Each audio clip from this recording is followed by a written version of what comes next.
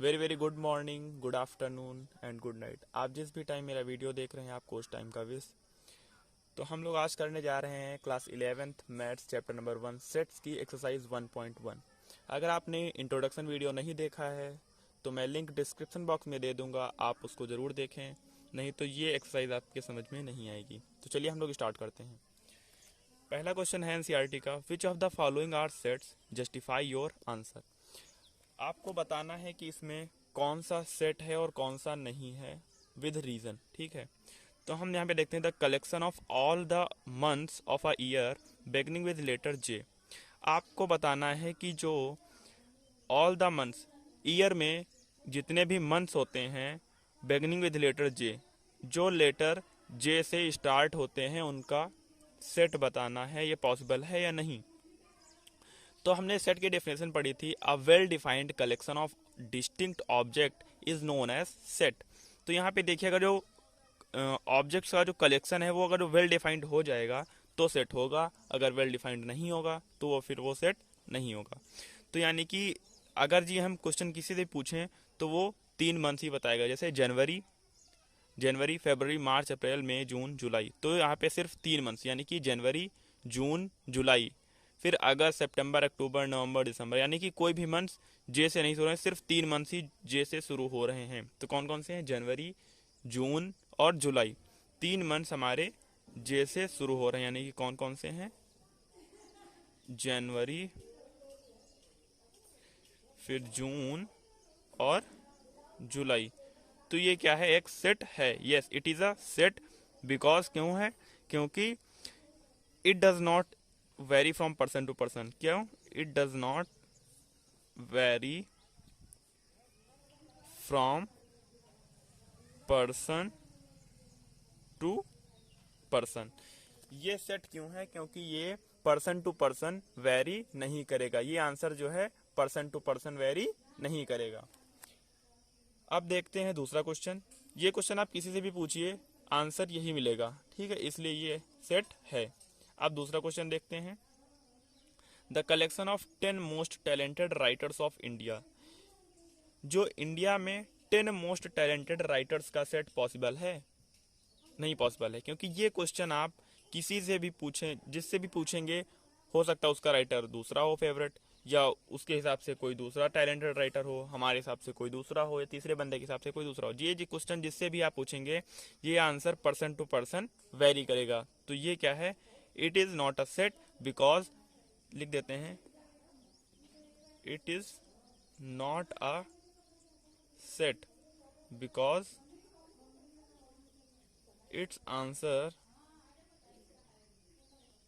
Very from person to person, vary from person to person. देखिए, क्योंकि इसका well defined और जो ऑब्जेक्ट्स का कलेक्शन है वो वेल डिफाइंड नहीं है। ठीक, तो जिस ऑब्जेक्ट्स का कलेक्शन वेल डिफाइंड होगा उसी को हम सेट बोलेंगे। ठीक है, तो देखते हैं third question, A team of 11 best cricket batsman of India. Team बनानी है 11 best cricket batsman of India. जो 11 cricket 11 best cricket batsman of India. तो ये आंसर भी पर्सन टू पर्सन वेरी करेगा। हम जिससे भी पूछेंगे उसका आंसर दूसरा होगा। ठीक है, मतलब हमारे हिसाब से कोई दूसरा होगा, दूसरे के हिसाब से कोई, मतलब ये वेल डिफाइंड कलेक्शन नहीं है, तो ये भी सेट नहीं होगा। It is not a set because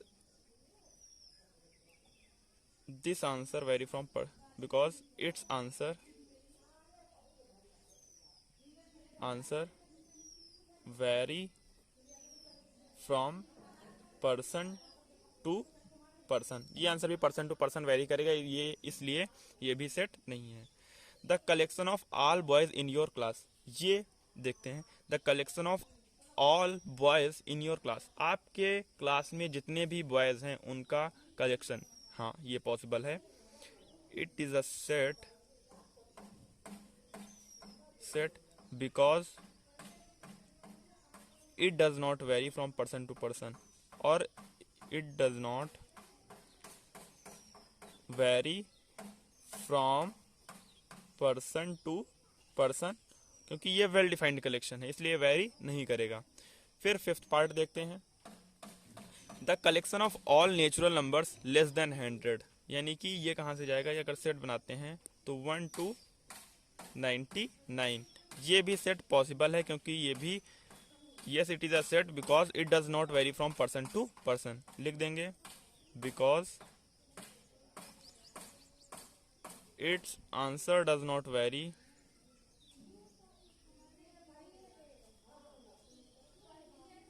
from person to person. ठीक है, लिख लीजिए आप। सिक्स्थ है a collection of novels written by the writer Munshi Premchand. तो ये भी वेल डिफाइंड कलेक्शन है, क्योंकि हमें पता है जितनी भी नॉवेल्स उन्होंने लिखी होंगी वो काउंटेबल हैं, वेल डिफाइंड है, इसलिए ये भी सेट है।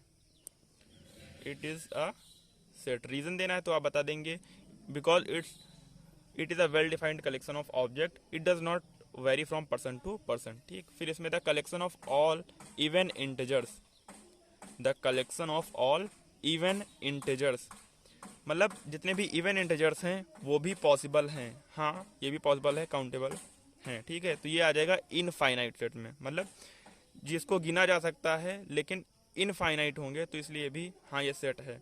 ये भी क्या है, it is a set because it's answer does not vary from person to person, और ये भी एक वेल डिफाइंड कलेक्शन है, इसलिए ये भी सेट हो जाएगा। चलिए आगे देखते हैं। तो एट्थ पार्ट देखते हैं, the collection of questions in this chapter. जो हमारे चैप्टर 1 में क्वेश्चंस हैं उनका सेट बताना है, तो ये भी इट इज़ अ सेट, ये भी सेट है, क्योंकि ये भी वेल डिफाइंड कलेक्शन है। इसमें भी answer person to person vary नहीं करे, क्योंकि इसमें नंबर ऑफ क्वेश्चंस फिक्स हैं। ठीक है, फिर नाइन्थ पार्ट है a collection of most dangerous animals of the world. तो ये भी अगर जितने भी डेंजरस एनिमल्स काउंट किए जाएं तो यानी कि ये भी पॉसिबल है, यानी कि ये भी वेल डिफाइंड कलेक्शन है।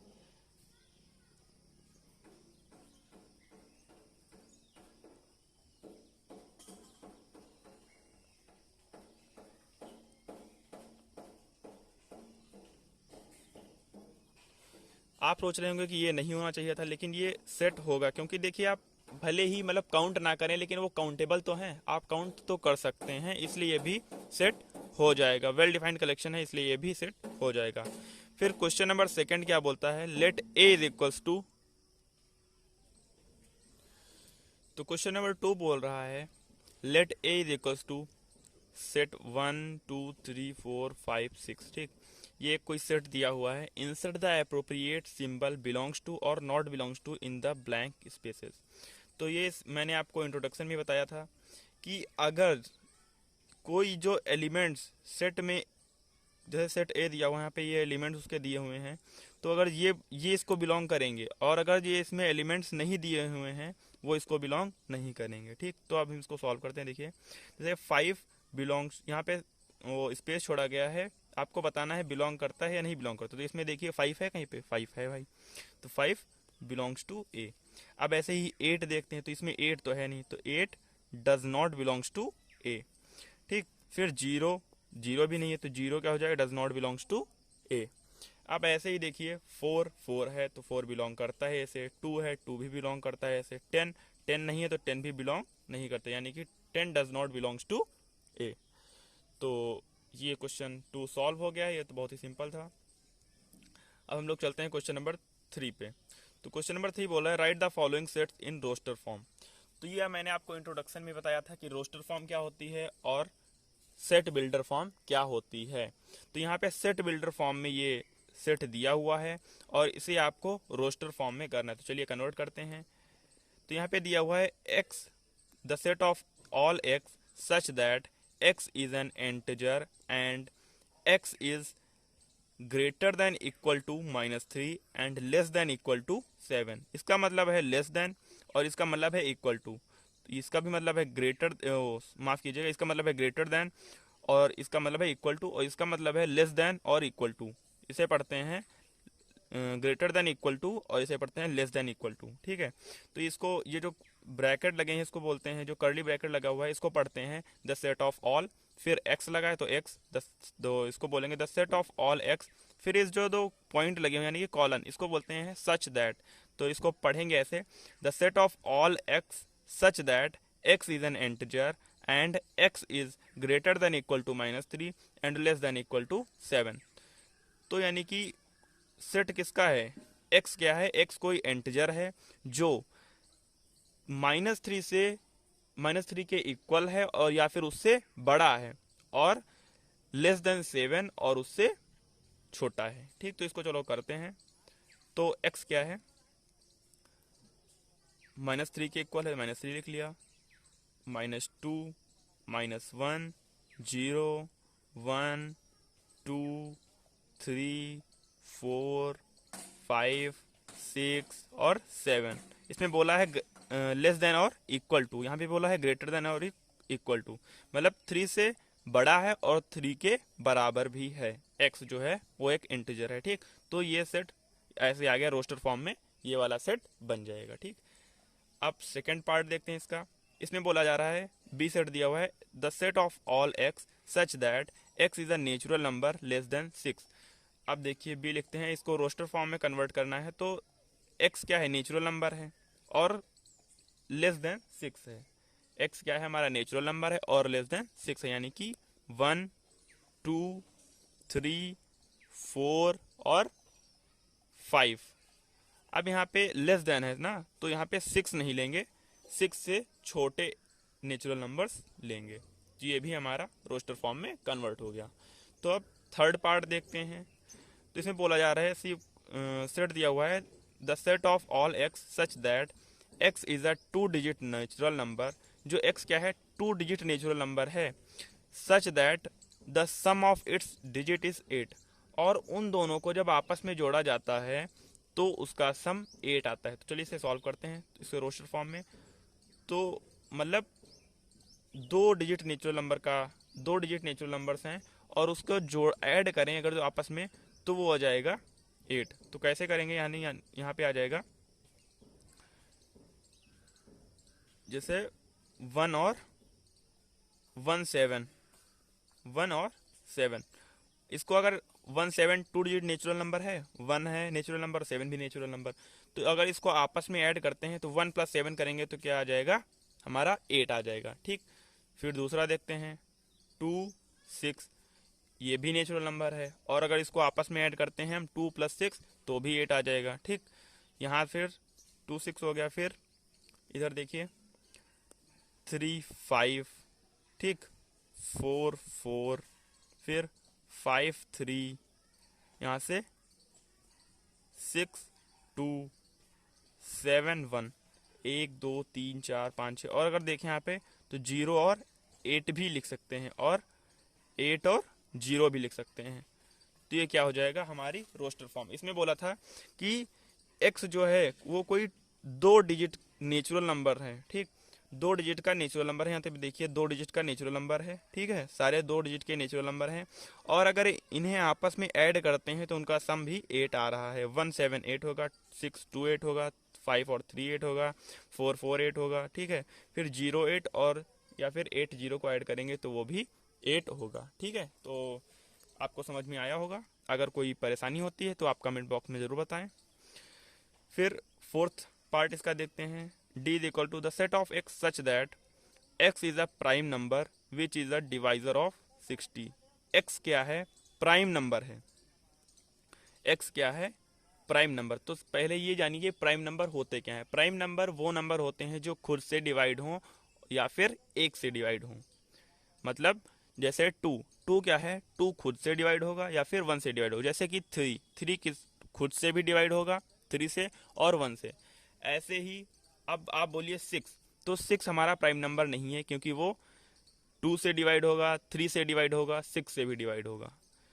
तो जो नंबर खुद से डिवाइड हो और 1 से डिवाइड हो उन्हीं को हम बोलते हैं प्राइम नंबर। तो इसमें सेट किसका बनाना है, the set of all x such that x is a prime number. X क्या है, प्राइम नंबर होना चाहिए और 60 का डिवाइजर भी होना चाहिए। तो देखते हैं 2 क्या है, 2 से 60 डिवाइड हो जाएगा, 2 3 जा 6 और 0 यानी कि 2 30 जा 60। तो 2 एक प्राइम नंबर भी है और 60 का डिवाइजर भी है।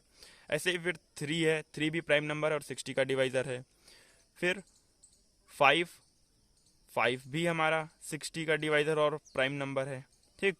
फिर 11 नहीं होगा, फिर 15 भी नहीं होगा, फिर 30 भी नहीं होगा, 6, यानी कि यही बनेंगे हमारे सेट जो हैं 60 के डिवाइज़र होंगे, ठीक। 2, 3 और 5 ये क्या हो जाएंगे, जो हमारे प्राइम नंबर्स भी हैं और 60 के डिवाइज़र्स भी हैं, तो इसका सेट ये बन जाएगा। फिर 5th पार्ट देखते हैं हम लोग। The set of all letter in the word trigonometry, मतलब एक कोई वर्ड दिया है ट्रिग्नोमेट्री, उससे हमें सेट बनाना है। तो हमने ये वाला तो आपको इंट्रोडक्शन में ही बता दिया था। तो E इज इक्वल टू यहाँ पे हो जाएगा TRIGNOME,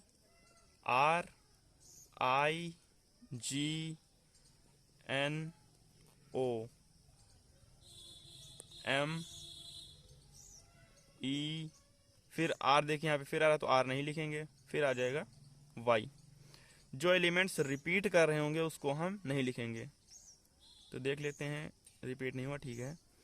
मतलब इसमें जो लेटर्स रिपीट करेंगे वो इसमें नहीं लिखे जाते हैं, क्योंकि इसका जो वो डिस्टिंक्ट ऑब्जेक्ट है, हमने डिफिनेशन में बताया था, a set is a well defined collection of distinct objects, ठीक है। तो ये समझ में आ गया होगा आपके।